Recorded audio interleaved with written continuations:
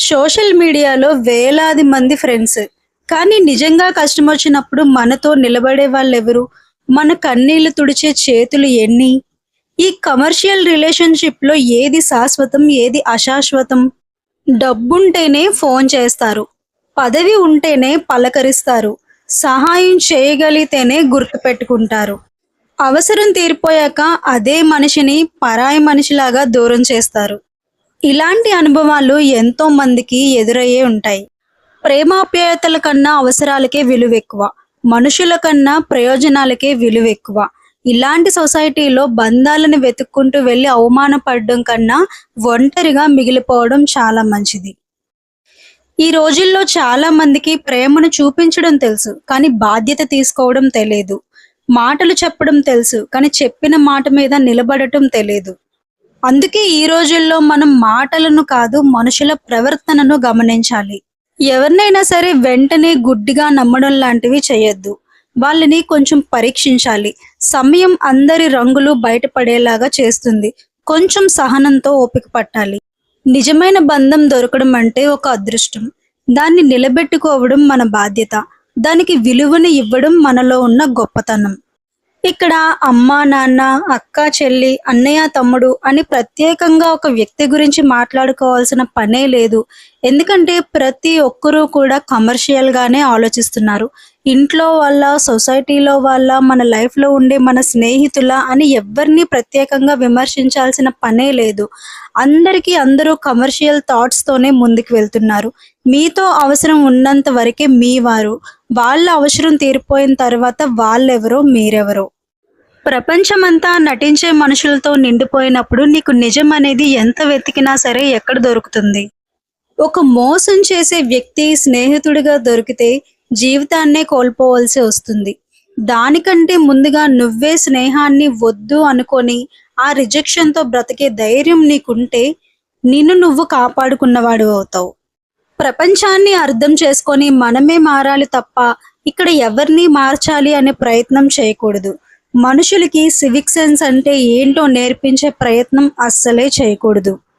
రిలేషన్‌లో ఏమాత్రం కొంచెం అనుమానాస్పదంగా ఉన్నా కూడా అలాంటి వ్యక్తులకి చాలా దూరంగా ఉండండి. ఎందుకంటే మీరు కనీసం ఊహించను కూడా లేరు అలాంటి మనుషులు మిమ్మల్ని ఎలాంటి దారుణమైన పరిస్థితుల్లోకి నెట్టేస్తారు అనేది. శత్రువుల్లాగా కనిపించరు, స్నేహితుల్లాగా నటిస్తారు. అందుకే వాళ్ళు మరింత ప్రమాదకరమైన మనుషులు. నీ ముందు ఒక మాట, నీ వెనుక చెడు మాటలు సృష్టించి నిన్ను, నీ జీవితాన్ని పాడు చేయాలని చూస్తారు. ఇలాంటి వాళ్ళకంటే నిజమైన శత్రువులు ఎంతో నయం. ఎందుకంటే నిజమైన శత్రువులు ఎప్పుడూ కూడా మన మంచిని కోరుకోరు. వాళ్ళు ఎక్కడుంటారు, ఏం చేస్తారు అనేది మనకి ఒక క్లారిటీ ఉంటుంది. కానీ ఇలాంటి ఫ్రెండ్‌షిప్ పేరుతో నటించే వాళ్ళు మాత్రం ఎప్పుడూ మన పక్కనే ఉంటారు. మన బలహీనతలన్నీ తెలుసుకుంటారు. మన రహస్యాలన్నింటినీ కూడా గ్యాదర్ చేసి, ఒక కరెక్ట్ టైం చూసి, మనల్ని మోసం చేసి వాళ్ళ అసలు రంగుని బయటపెడతారు. అలాంటి వాళ్ళతో గొడవలు పడాల్సిన అవసరం లేదు. మీ విలువను వాళ్ళ ముందు తగ్గించుకోవాల్సిన అవసరం కూడా లేదు. కేవలం మీ జీవితానికి కొన్ని హద్దులు పెట్టుకోండి చాలు. అందరితోనూ మంచిగా ఉండండి. కానీ ఎవ్వరిని కూడా మీ మనసులోకి రానివ్వకండి. మీ వ్యక్తిగత విషయాలను అందరితో కూడా షేర్ చేసుకునే అలవాటుని మానుకోండి. మీ ప్రశాంతతను కాపాడుకోవడం మీ బాధ్యత. జీవితంలో ఒక గొప్ప సత్యం ఏంటంటే మీ నవ్వుని చూసి కూడా అసూయపడే మనుషులు ఉంటారు. అందుకని మనుషుల మీద, వాళ్ళ ప్రవర్తన మీద మీ దృష్టిని పెట్టకండి. మీ ఎదుగుదల మీద మీ దృష్టిని కేంద్రీకరించండి. నకిలీ మనుషులు మీ జీవితంలోకి రావడం మీ తప్పు కాదు. కానీ వాళ్ళని జీవితాంతం నమ్మడమే మీ తప్పు. ఈ రోజుల్లోని రిలేషన్‌లో క్వాలిటీ అనేది బాగా తగ్గిపోయింది. కారణం మనుషుల్లో కామన్ సెన్స్ అనేది లోపించడం వల్ల. ఎవరైతే నిజమైన బంధాన్ని వెతుక్కుంటూ ఈ రోజుల్లో వెళ్తారో చివరికి వాళ్ళు రియలైజ్ అవుతారు ఎంత టైంని వేస్ట్ చేశారు అని. ఒకప్పటి రోజుల్లో కుటుంబ బంధాల్లో ఎంతో ప్రేమ, నిజాయితీ ఉండేది. స్నేహం అంటే ఒక నమ్మకం ఉండేది. కానీ ఈ రోజుల్లో మనం ప్రేమించిన వాళ్ళే మారిపోతున్నారు. మనం నమ్మిన వాళ్ళే మనకు దూరమవుతున్నారు. మన కోసం ఎప్పుడు ఉంటారు అని అనుకున్న వాళ్ళే ఒకరోజు పరాయి వాళ్ళలా అయిపోతున్నారు. బంధాలనేవి ఎప్పుడూ మారలేదు. మారింది మనుషులే. చిన్నప్పుడు మన ఇంటికి బంధువులొస్తే ఒక పండగలా ఉండేది. ఎలాంటి స్వార్థం లేకుండా ఒకరింటికి ఒకరు వెళ్తూ ఉండేవారు.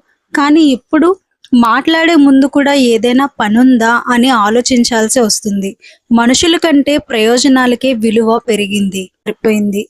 మనకి ఉద్యోగం వచ్చినప్పుడో, మన దగ్గర డబ్బు ఉన్నప్పుడో, మన అవసరం వాళ్ళకి ఏదైనా ఉన్నప్పుడో చాలా మంది మన చుట్టూ ఉంటున్నారు. కానీ ఒక్కసారి మనకి కష్టం అనేది వస్తే మనకి ఫోన్ చేసే వాళ్ళే తగ్గిపోతారు. అప్పుడు మనకి అర్థమవుతుంది ఇన్ని రోజు మనతో ఉన్న వాళ్ళు నిజంగా మనల్ని ప్రేమించి ఉన్నారా లేక మన పరిస్థితిని ప్రేమించి ఉన్నారా అనేది. ఒక్కసారి మోసం జరిగితే ఆ వ్యక్తిని మళ్ళీ నమ్మడం చాలా కష్టం.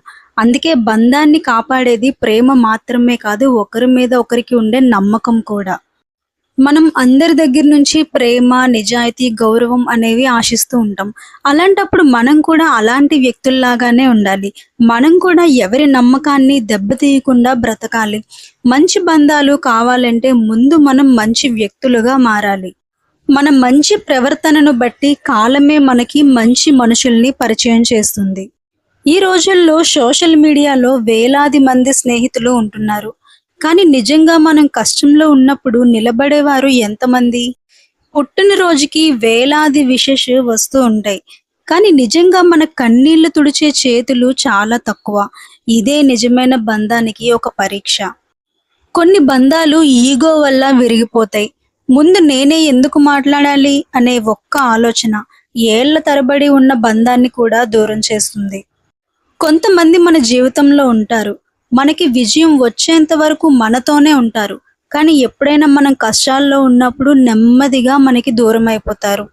అలాంటప్పుడు బాధపడకండి. ఎందుకంటే వాళ్ళు మీ జీవితంలో ఉండాల్సిన వ్యక్తులు కాదు. కేవలం మీకు ఒక పాఠం చెప్పడానికి మాత్రమే వచ్చారని గ్రహించండి. మీ సమయం, మీ మనశ్శాంతి, మీ కలలు ఇవే మీ జీవితంలోని నిజమైన సంపద. అనవసరమైన మనుషుల కోసం వీటి విలువను కోల్పోకండి. ఫేక్ పీపుల్ని ఎలా గుర్తించాలి? వీళ్ళు మీ విజయాన్ని చూసి సంతోషపడరు. పైకి నవ్వుతారు కానీ లోపల మాత్రం చాలా అసూయతో కాలిపోతూ ఉంటారు. అవసరం ఉన్నప్పుడు మాత్రమే మిమ్మల్ని ఉపయోగించుకోవాలని చూస్తారు. వారి అవసరం తీరాక కనీసం మిమ్మల్ని గుర్తు కూడా పెట్టుకోరు. మీ ముందొక మాట, మీ వెనుకొక మాట చెడుగా సృష్టించగలుగుతారు. మీ విజయాన్ని అసలు పట్టించుకోరు. మీ మంచితనాన్ని ఎప్పటికీ మెచ్చుకోరు. మీరు చేస్తున్న పని మీద మీరు ఎంత కాన్ఫిడెంట్గా ఉన్నా సరే వాళ్ళ మాటలతో సందేహాలని క్రియేట్ చేసి మీ సమయాన్ని వృధా చేయాలని చూస్తారు. జీవితంలో ప్రతి ఒక్కరూ ఒక్కసారైనా మోసపోతారు. కొంతమంది డబ్బు విషయంలో, కొందరు ప్రేమలో, మరికొందరు స్నేహంలో. కానీ నిజమైన బాధ ఎప్పుడు కలుగుతుందంటే మనం నమ్మిన వ్యక్తే మనల్ని మోసం చేసినప్పుడు.